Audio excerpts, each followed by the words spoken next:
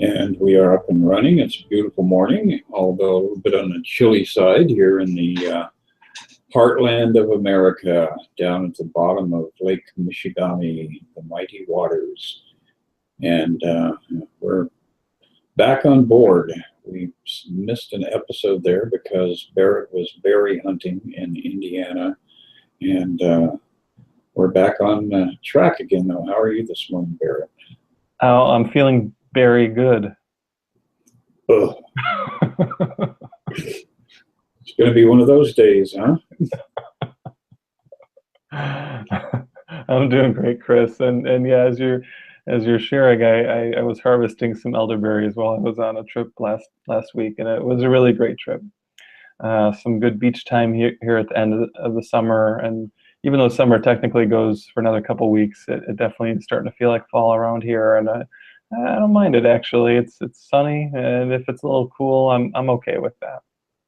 Yeah, I actually prefer the cool mornings, cool nights, and then warm, balmy days. And if we could just extend that and through the next 6 months, life would be amazing. But there's also a hurricane or a forest fire lurking in the back rooms or off stage, and so we do have to accommodate a lot of unexpected effort that has to be put into survival on this level of life.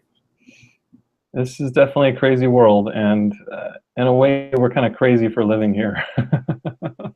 Yeah, it's becoming much more apparent as we continue to progress into 2017 and then eventually 2018. Yeah, I mean, we have the physical disasters that, as you said, are kind of swirling all around us, and hurricanes hitting Houston recently and coming towards the East Coast, it looks like, again, something even maybe more intense. So yeah, I mean, this is a frightening world, but I think it's helpful for us to remember it's a frightening world because that's how we made it, right? Like, we are not the victims of these things that are happening to us. This world is scary because we wanted it to be scary. We wanted to be scared. We wanted to find the reason for our fear to be something outside of us rather than within. And so we have these hurricanes, we have these threats, we have political storms as well. We have all kinds of, we have starvation, we have war, we have torture. We have all these awful things that happen here in the world. But it's important for us to realize that on a subconscious level, it's this way because we chose this, right? And most of us wouldn't consciously say, hey, I want a world where everyone dies and suffers pain. But on some level, that is what each of us wanted. Otherwise, we wouldn't be here in this world. And coming to grips with that is a very hard thing, right? But it's the work. It's the work of the Course. It's the work of understanding that workbook lesson that says, I'm not a victim of the world I see. And the only way to get that is to realize that we made it up, and also that it is made up. That this world is nothing but an unreal fantasy, and that our only purpose here is to come back to the peace within. Exactly. And the thing I find interesting is that making this world and then becoming a victim of this world is an important part of the journey, because it is that realization of who we truly are and the restoration of omnipotence all of a sudden. So, it's flipping the coin multiple times in the air for us to see all the different conditions and extremes and circumstances that we generated by that foolish thought of being separate from Source. Yeah, exactly. I mean, it's not an easy journey, but it is really the only journey, right? We take a lot of different journeys in this world, but the underlying journey that we're always taking is that journey back to knowing our truth. And the only way we get there is to look at every falsehood, to look at every story, to look at every crazy illusion that shows up here in this world of time and space, and to say, I don't want that. What I really want is your love, God. And the more we're able to say that consistently, steadily, constantly, the more our experience becomes one of love, even as the world might still be unfolding with insanity, all of a sudden we can be the symbol of light. We can be that reflection of light within the dream, and that's the state that Jesus calls the real world. And it's really what is the goal of working with the Course, is to get to this place where we don't have any fear about anything, because we know that none of it is the truth. Very true. And that process of uncovering the illusion, of course, is rooted in a couple of different processes, but at the base of everything is the act of prayer, and that's what we're working on right now. We're looking at another stage in examining this text called the Song of Prayer, that was an addendum to the Course in Miracles. And so we're going to pick up where we left off from the last time. And are you ready to rock and roll there, Barret? Sure, yeah, I'll jump right in. This is paragraph 5 in the section called Forgiveness for Salvation. So, quick recap, we've looked at different sections. The one before this was called Forgiveness to Destroy, and it's basically talking about the false way of forgiving, right? So you could call this the way that the ego uses the idea of forgiveness, which is always to root us further in this dream of separation. And forgiveness to salvation, for salvation, is always about freeing us from all of our false attachments and helping us to know that truth that's always within. So that's the section we're on, and here we go. What should I do for him, your holy son, should be the only thing you ever ask when help is needed and forgiveness sought. The form the seeking takes you need not judge, and let it not be you who sets the form in which forgiveness comes to save God's Son.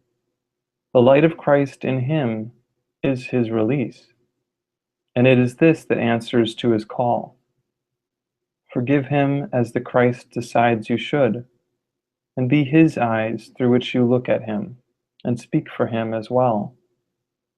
He knows the need, the question, and the answer. He will say exactly what to do, in words that you can understand and you can also use. Do not confuse his function with your own.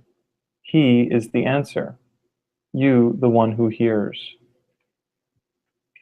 So this section is really kind of talking about something that Jesus also refers to earlier in the text, where we become this basically vessel of spirit, and that we let the words of Christ, we let the message of Christ, the actions of Christ flow through us. Not that Christ speaks or acts at all, because Christ is just that formless love.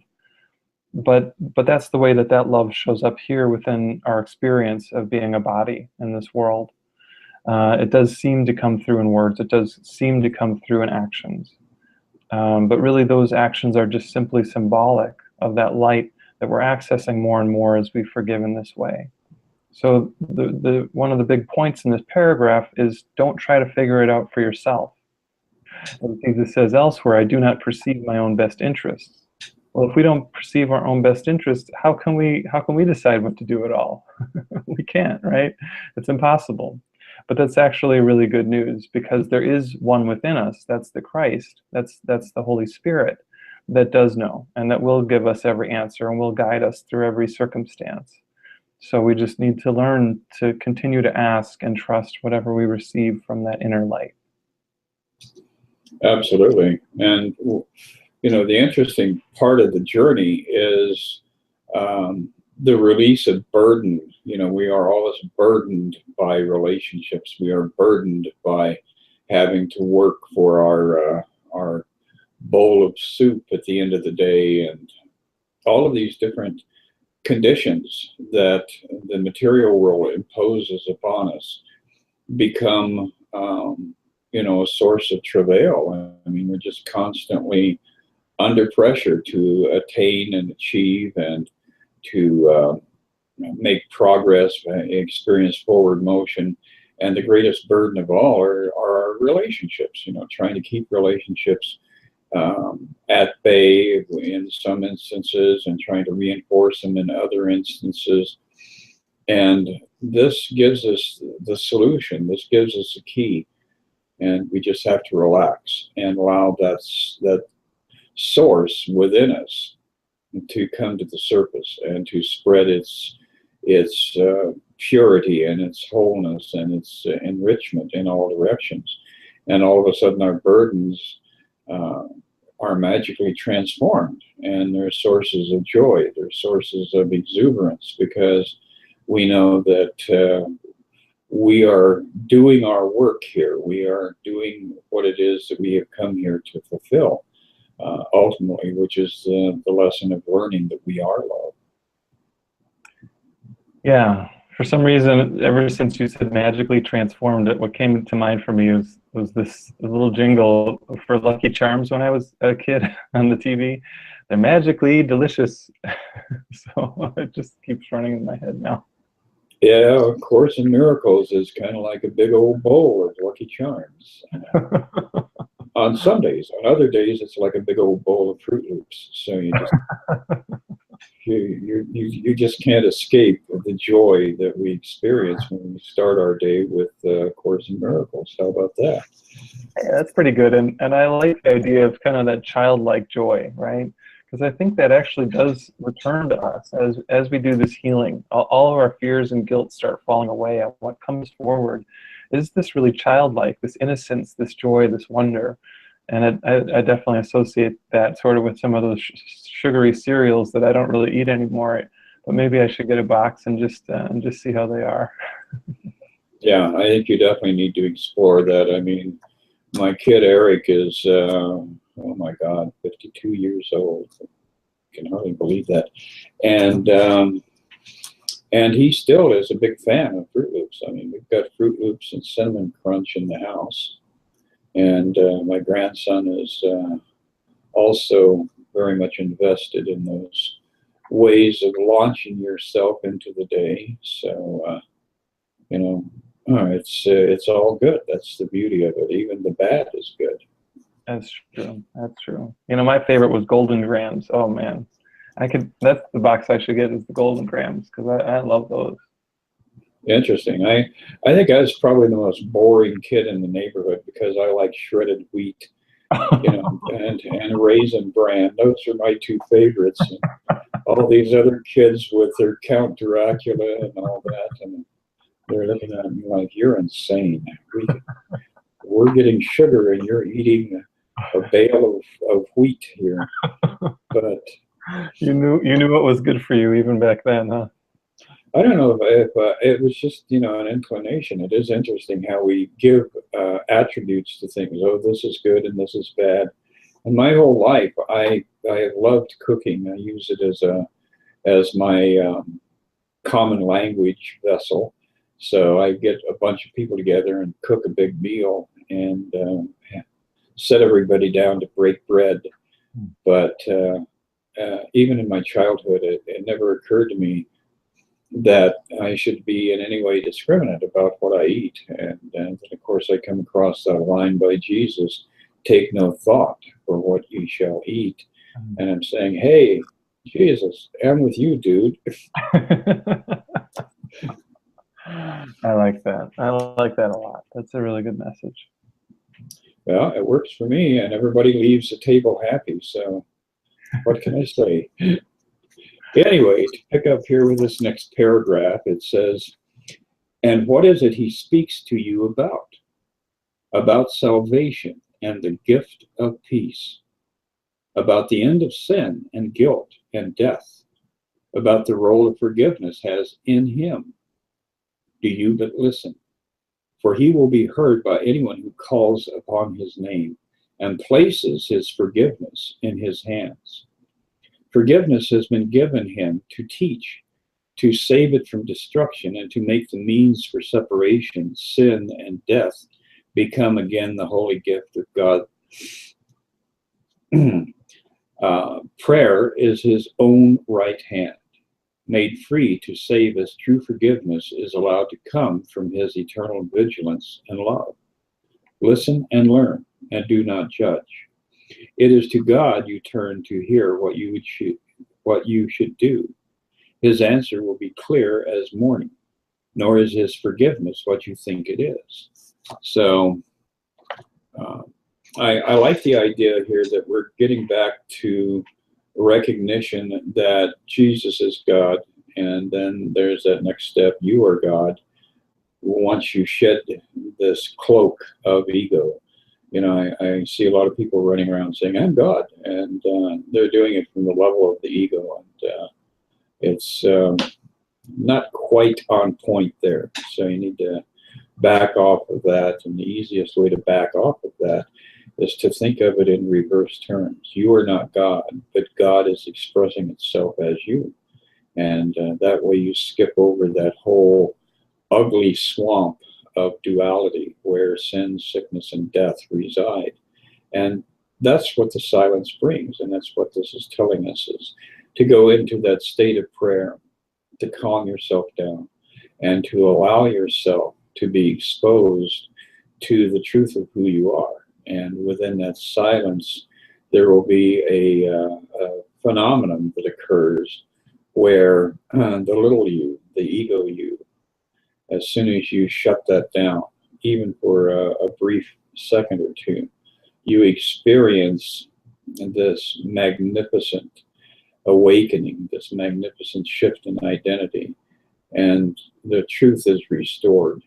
So that really is what prayer is all about, is getting down to that fundamental state of stop being who you think you are and allow yourself to be who you truly are. Yeah, and I think it fits really beautifully with that line you just read. It said, listen and learn and do not judge. It's really simple, but it's not always easy, right? I mean, because the ego has its raucous shrieks. The ego is always sort of, yelling and shouting, and as Jesus says earlier, the ego speaks first and loudest. But the Holy Spirit is always there. So if we're willing to let those shrieks move through, we can hear the stillness. But it often takes a willingness to maybe sit in quiet and be with what we're feeling, be with what our experience is, to let the storm move through and find the stillness on the other side of it. So it isn't always easy, but it is always worthwhile, right? This work is the most worthwhile thing that there is, because everything else in the world basically is a dead end. It doesn't mean you can't do things in the world, but just realize what they're for. They're really for your awakening. And if they're not being used for that purpose, hand them over to Spirit. Give them to Jesus. He'll take care of it for you. You don't need to worry about it so much.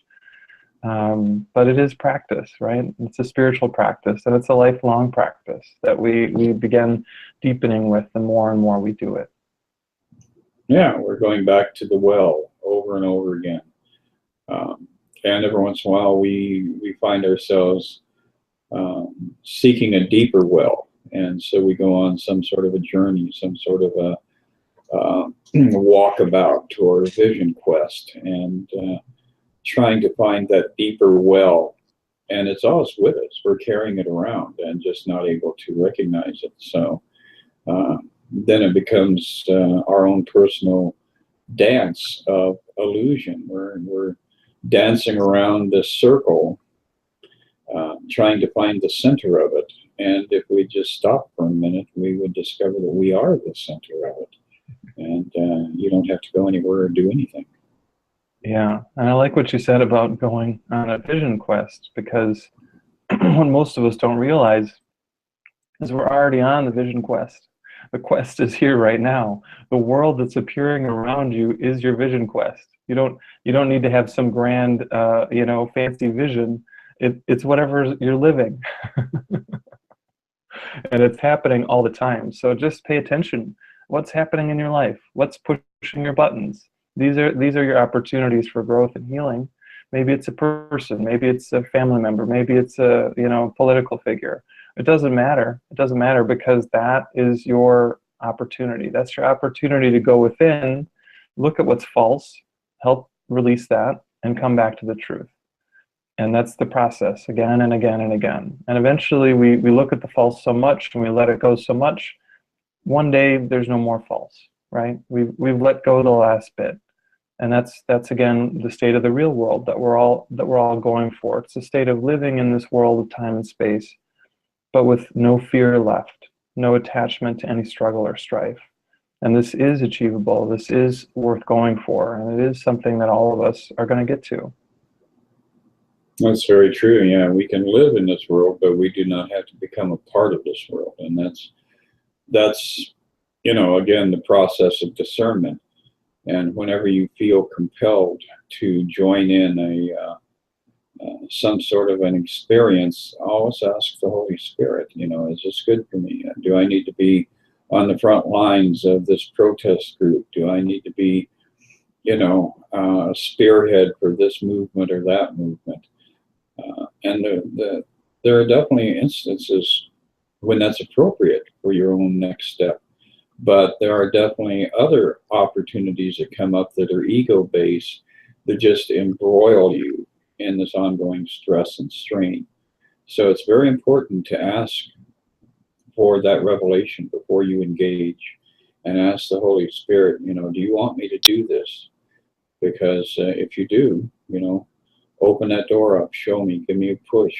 But otherwise, I'll pass by and subdue my desire to fix other people's problems and to fix situations, and just concentrate on fixing my own situation.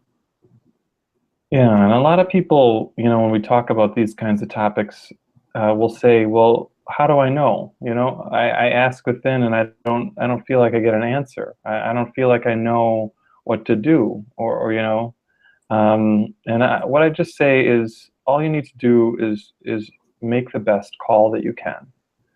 And sometimes Holy Spirit's guidance is subtle, especially when we're just beginning to start to hear that voice within us. There's a reason it's called the still small voice, right? Because it has that sort of energy to it and that sort of quality. So, a lot of times the characteristics that go along with choices of spirit are peacefulness, our openness, our happiness and joy. And a lot of times emotions that go along with the ego within us or fear within us are fear. Their tension, their stress, their upset. So, as you sort of ask within for guidance, be on the lookout for those kinds of qualities, because that can help you with this discernment that, again, you could say all of spiritual unfolding is a process of developing and then refining your discernment, and realizing at the end that you didn't need to do anything, right? That what you really want to do is you want to give that job over to Holy Spirit within, because again, I don't perceive my own best interests. How can I know? How can I know? I think I know, but I don't necessarily. And I think that it's important to also see what you're registering when you feel like you need to advance or take a position or take the next step. Because like you said, the still small voice will bring a sense of calm. It'll bring a sense of peace. But anytime that you're responding to the ego's voice, it's going to give you a sense of fear or paranoia or concern. Somehow you won't feel a deep sense of peace residing in that decision. So definitely pay attention to those signals, because as soon as we start to launch in the wrong direction, we'll recognize that the ego is going to be there with all of its fear and pandemonium and paranoia. And it'll say, well, run like hell, but and don't let your guard down. And so we really have to look at that, because when you're walking with the Holy Spirit, you're going to be walking across the coals feeling very calm and at peace and confident. And you know that the coals have absolutely no effect on you. So we're all fire walkers, but sometimes we get burned by the fire, and that's because we've slipped and listened to the ego as far as the journey that we're taking. Yeah, I like that. That's a great analogy. So, Well, we have one more paragraph and we have just a few minutes. So why don't I read that and I'll wrap us up here. sounds good. Still does he know, and that should be enough. Forgiveness has a teacher who will fail in nothing. Rest a while in this. Do not attempt to judge forgiveness, nor to set it in an earthly frame. Let it arise to Christ, who welcomes it as gift to him.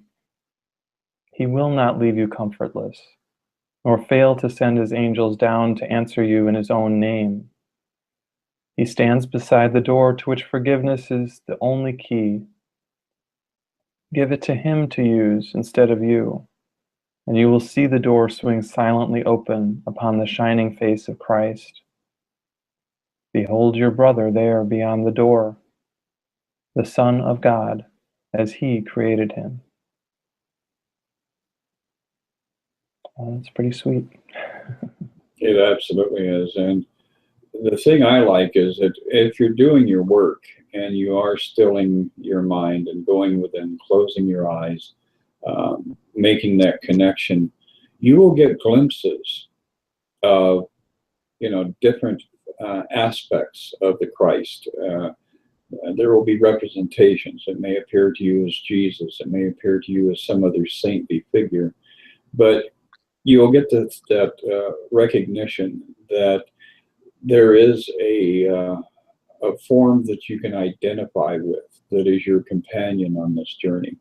And I think that's very important, is to realize that when you start getting those little signals in your meditative state, that it's not that companion wasn't there all along, but you're now finally getting past your fear to the degree that you can open up and be receptive to seeing the companion who is there with you on the journey. Exactly. Yeah, the companion was always there, holding their hand out to you, and now you're ready to also take their hand and walk together. And that's why the spiritual path is a path of letting go of aloneness, and the very idea of being alone, which is impossible, but we excuse me, we believe that it's true. So yeah, it's nice that we're coming in this spiritual joining together. Absolutely. Well, Barret, it's time to dash off here. I know you've got to go make some Yeah. elderberry wine and then turn it into water as your mission for the day. Sounds like a good trick. I'll work on that one. Great. Well, we will be back in 1 week with the next episode of The Miracle Within. And don't fail to hold back. If you have questions or comments, please leave them on our YouTube channel, and we'll address them as we continue with this ongoing series of discussions. I look forward to it, Chris. I hope you have a beautiful day and a great weekend as well. Yes, you as well. Take care. Bye. Bye.